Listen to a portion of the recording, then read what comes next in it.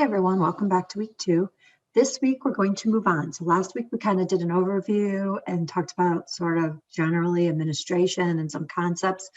This week, we're going to move on to chapter 2, and we're going to talk specifically about organizations and learn about organizations. Then we're going to move on and talk specifically about management and leadership. And then finally, we'll wrap up this week talking about communications and how important communications are to organizations. So let's get started on the first part. So we are going to first talk about the concept of organizations. So we need to learn, it's sort of like a business class in a sense for a couple of weeks, because we're really going to just start talking about organizational structure and theories, which is really a business type of thing. But what you have to remember is that criminal justice agencies are organizations. So we really, as administrators, as bosses, we have to see how these organizations are set up and structured.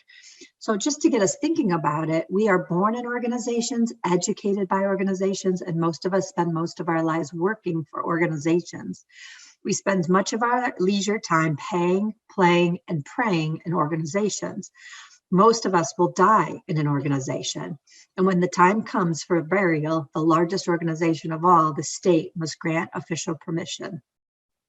So it's really interesting to think about it. Every aspect of our lives are basically controlled by these organizations. So we really want to get a firm understanding of how they're organized, they're structured, they're set up. So that's what we're going to talk about today, is that organizational structure. So I keep throwing around this term, organization. So what actually is it? Let's start from the very beginning and come up with a definition. What is an organization? So first of all, an organization is any entity of 2 or more people who work together, cooperate together to achieve an objective. That's all that it is, a group of people working together to achieve something. Now, a lot of times they have a social aspect, people working together, teamwork, camaraderie, socialization. And then also they will have goals and people that they serve. So they have identifiable boundaries. So it's a group of people that have a social aspect, but they also have some goal that they're trying to achieve. And they usually set their boundaries around that goal. So that's all that an organization is, okay?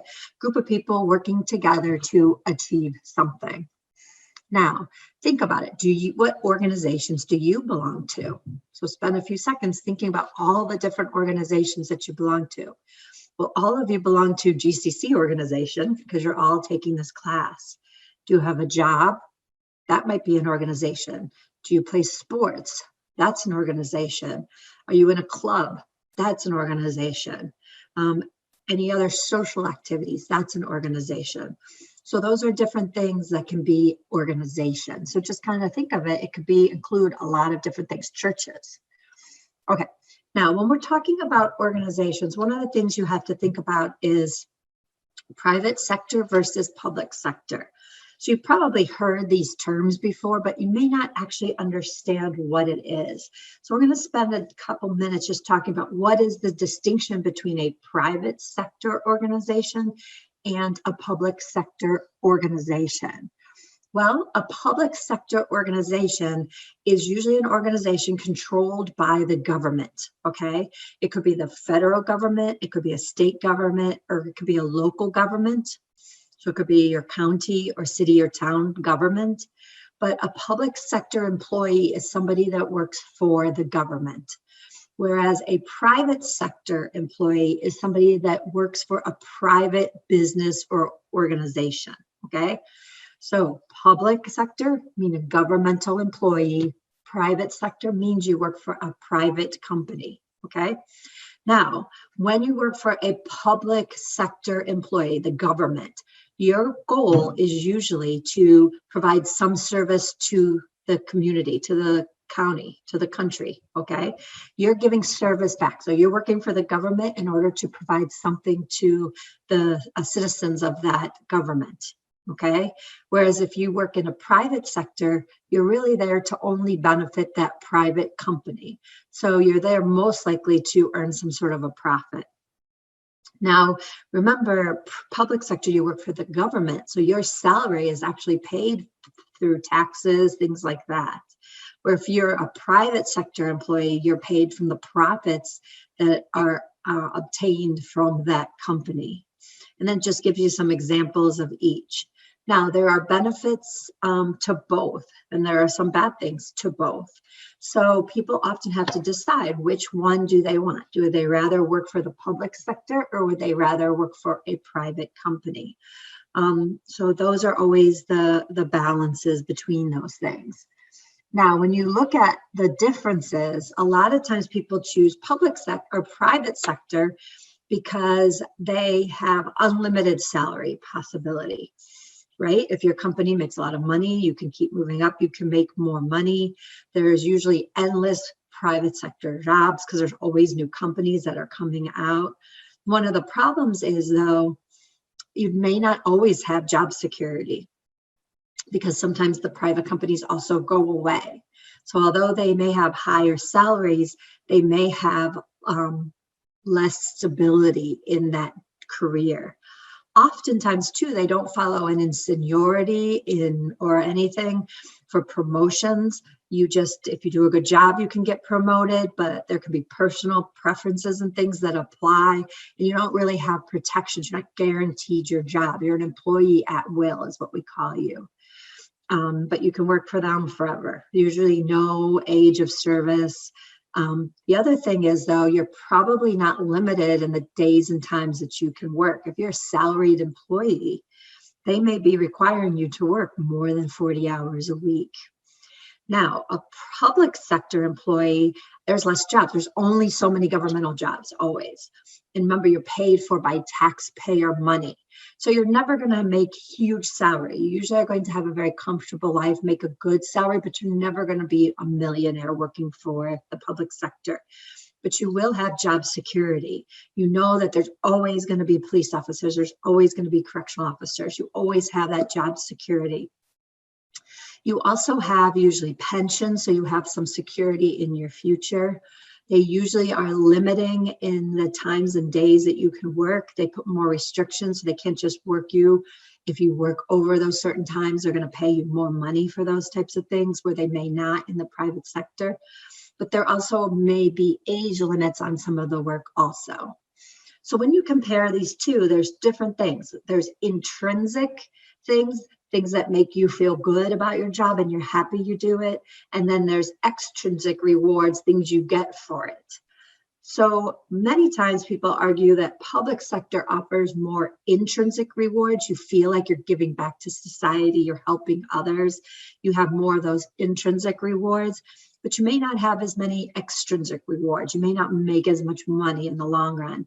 Whereas if you work for a private sector, many people think, well, you're just only for profit. Maybe it's not as much intrinsic reward, but you may ultimately have more extrinsic rewards.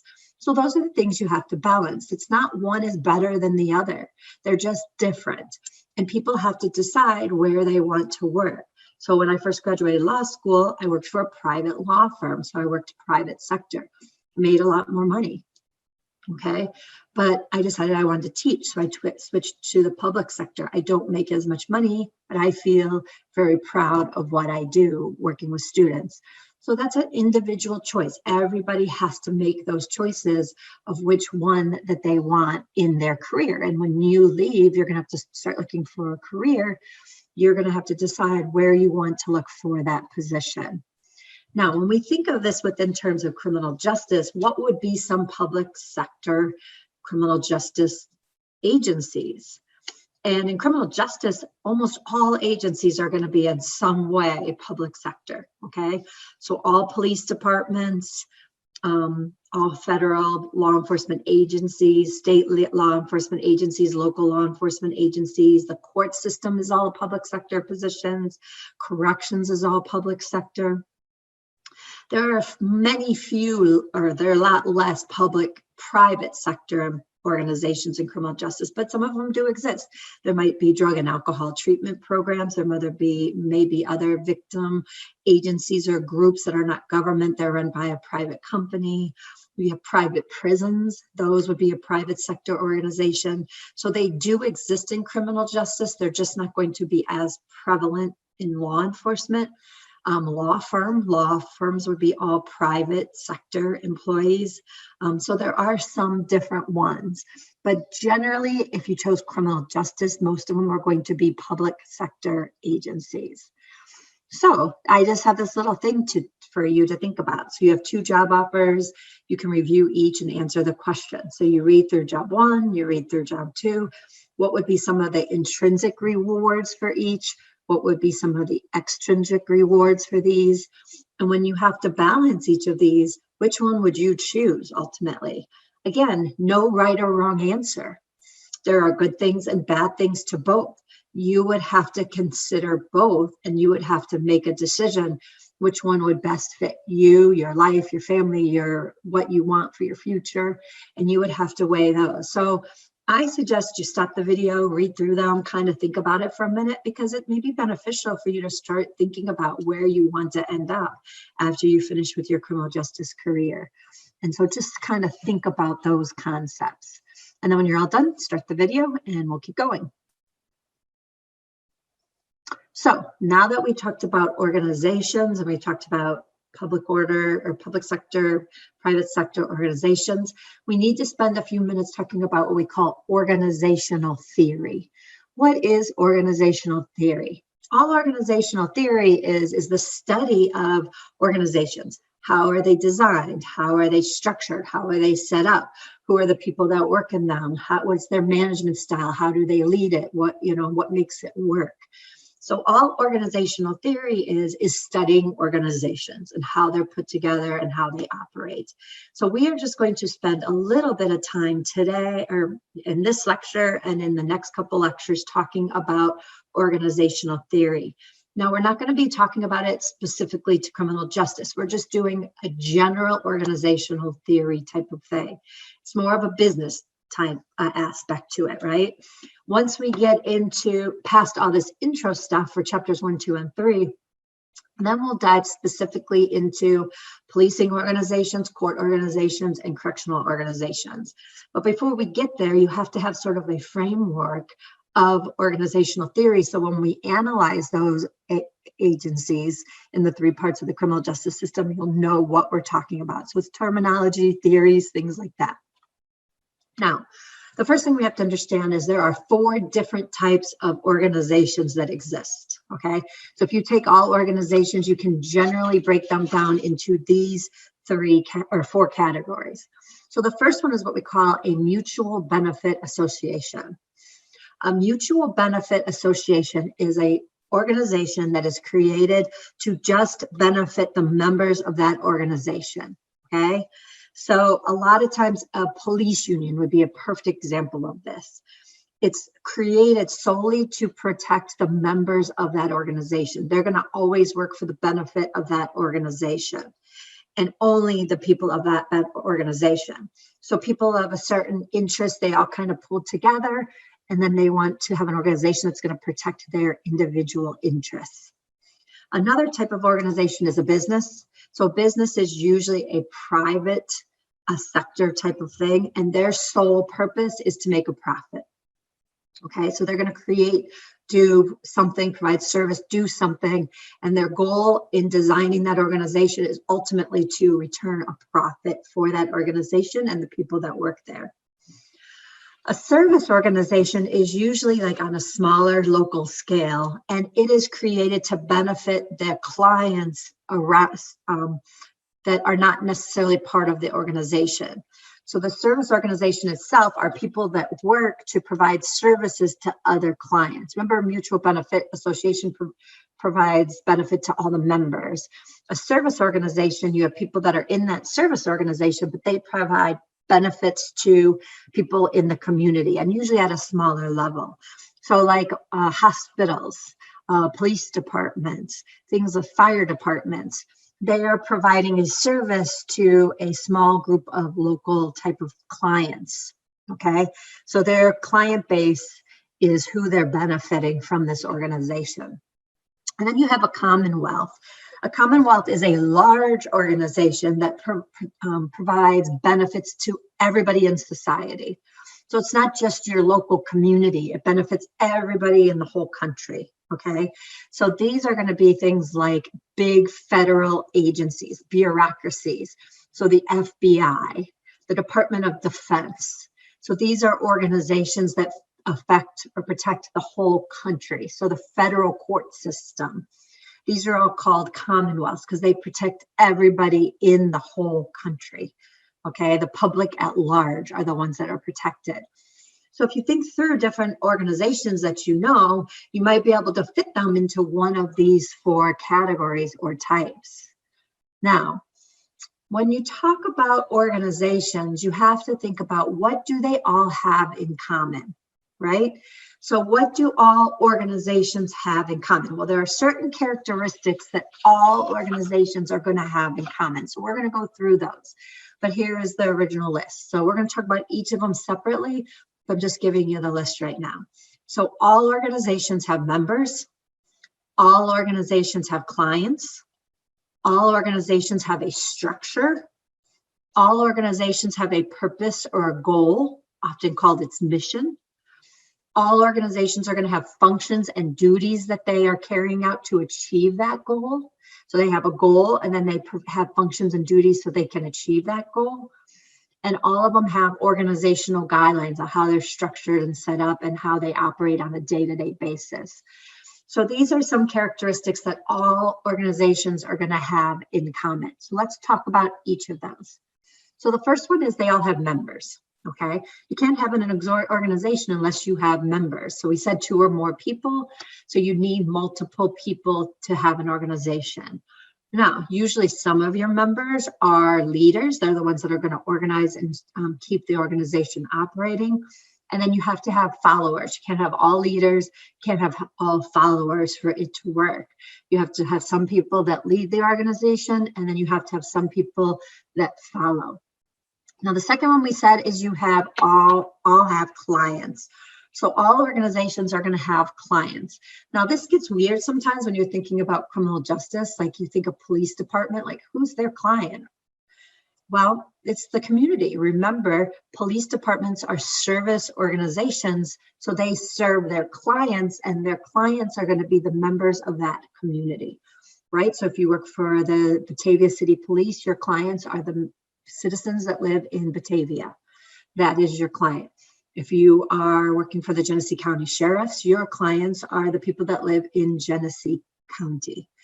Same with district attorneys. Your clients are the people in that community, that county. Defense attorneys. Your clients are the defendants that are accused of crimes.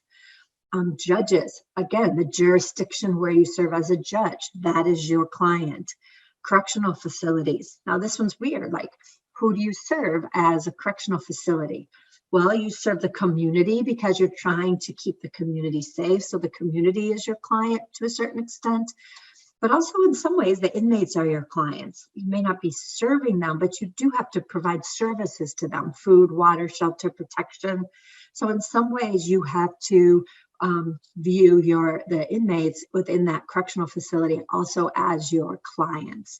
You have to provide basic rights to those people. So it's often interesting when you're talking about criminal justice to think about this in terms of clients, but you really do serve. All criminal justice provides services to somebody. So you have to think about who those clients would be. Now, we said all organizations have a structure. What is organizational structure? It is the way that the organization is set up, okay? So all organizations have to be set up in some sort of structure. Usually this is what we call an organizational pyramid.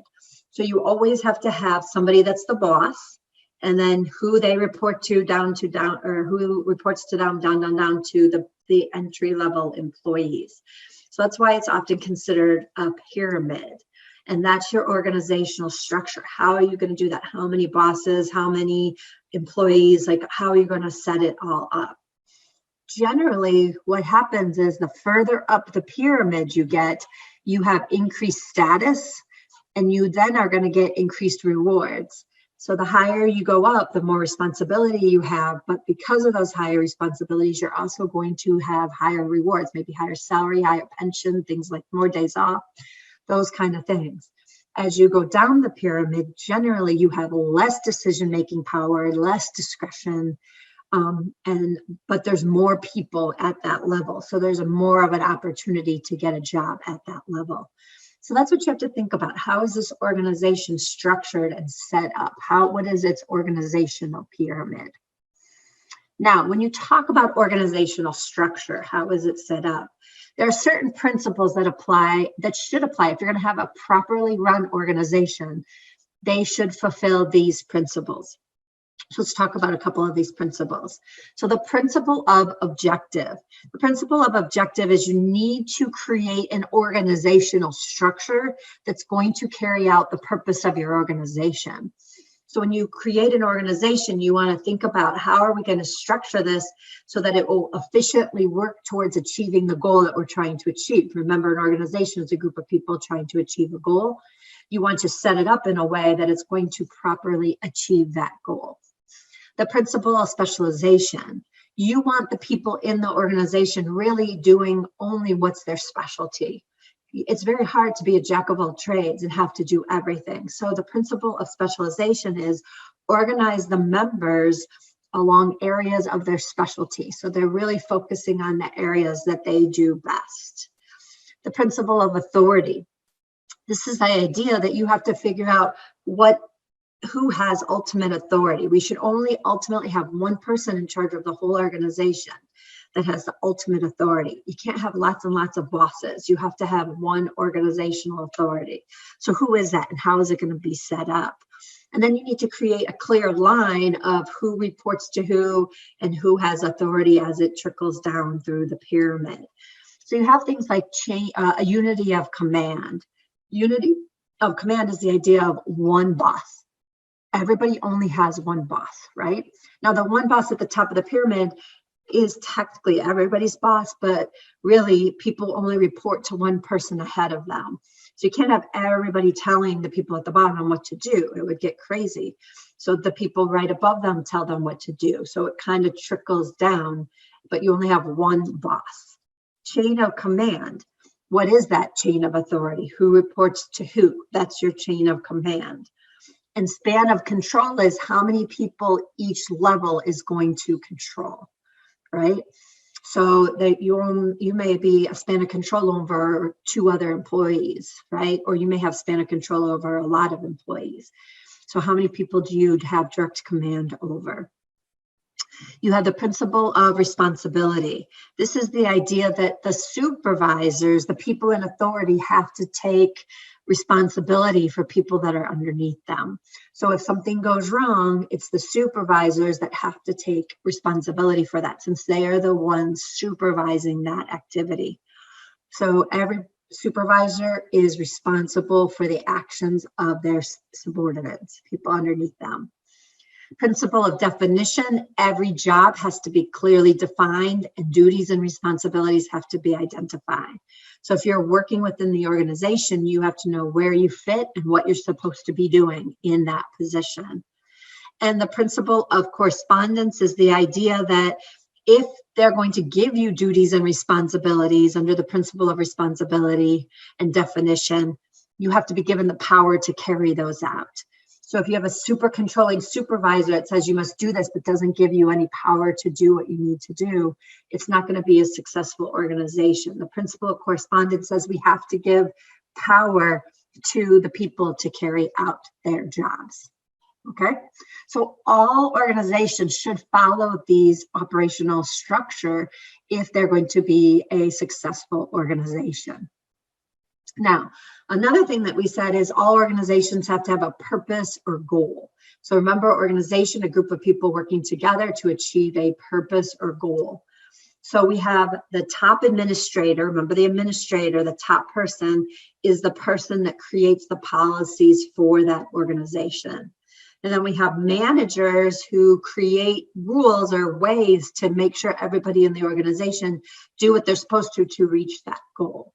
So how do managers assure that the employees are working towards that uniformed goal? Well, they have to specify what that goal is. And that's usually through the creation of a mission statement.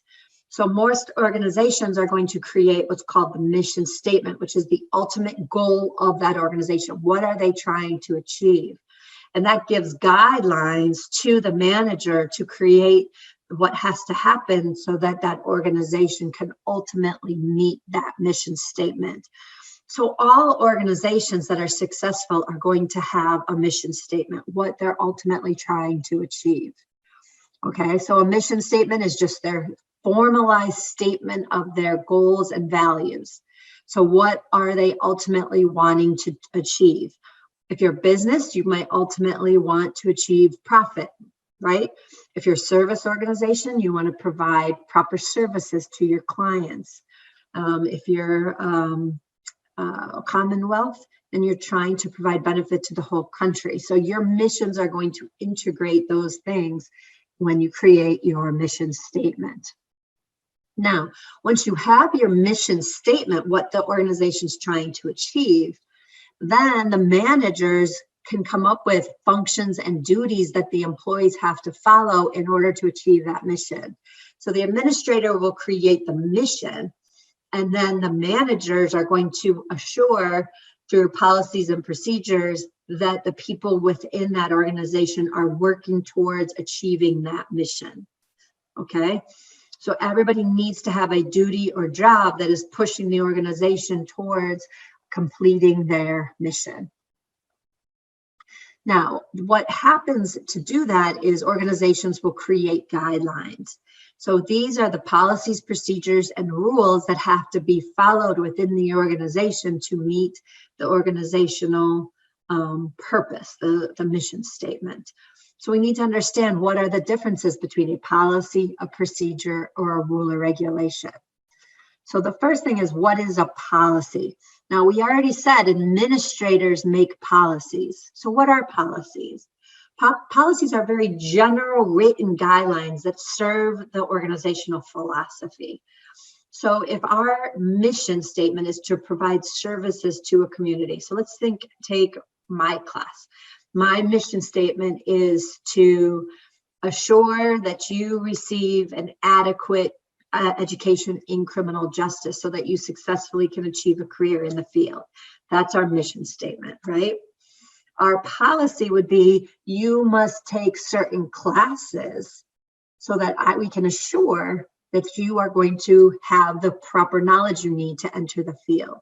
So our policies are going to be general written guidelines that will further our ultimate goal to turn you out as a well-educated, functioning member of the criminal justice field. Our policy is, you must take administration to criminal justice before you graduate. Okay, that's a policy. Now, a procedure are specific guidelines that direct an employee's actions. So your procedures may be that you have to write a research paper in this class so that to pass, so that you show me that you understand the idea of how an administrator would work in the system.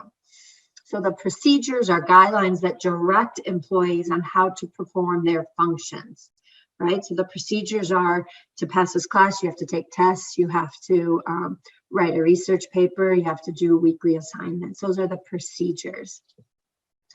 Now, even lower than that, in a sense, are what we call rules and regulations. Rules and regulations are going to be very specific mandates. So when you write your research paper, it has to be in APA format. You have to use internal citations. You have to have a reference page. It has to be double spaced. Those are rules and regulations. They're specifically explaining exactly what you have to do in order to write the paper. So all organizations have big policies. They all have procedures, and then they all will have rules and regulations, all working towards achieving the organizational mission. So let's see if you understand them. So here are three. So decide which one's a policy, which one's a procedure, which one is a rule or regulation. So spend a few minutes, write your answers down, think about it, and then when you're ready, start the video and see if you got it right. So the first one would be your rule or regulation. The second one would be your policy. And your third one would be your procedure. Okay, So hopefully you understand. I did create, I think, a practice assessment. So if you want to go in and review and make sure that you're on the right page with that, remember, practice assessments just test your knowledge. They don't count against your grade, and you can take them over and over as many times as you want. Okay, so now that we have this basic understanding of organizations and organizational structure, you need to start on part 1 of chapter 2 assignment. You can't complete the whole thing until the next lecture, but you can do the part 1. So there's a criminal justice organization. You need to think about that organization. You need to decide which type of organization is it. Is it a mutual benefit, a business, a service, or a Commonwealth? You need to decide if it's public sector or private sector. You need to identify who would be the members and who would be the clients. And then you need to look up the mission statement for that organization and find the actual mission statement for that organization. Okay, so that's all I got for the first lecture. So in the next one, we're going to talk about management and leadership. So we're going to talk about, remember, we have members, we have some members that are followers, but we have leaders. And we need to talk about the leaders because they're the ones that are going to run the organization. So that's what we'll do in the next lecture. So I will see you soon. Bye.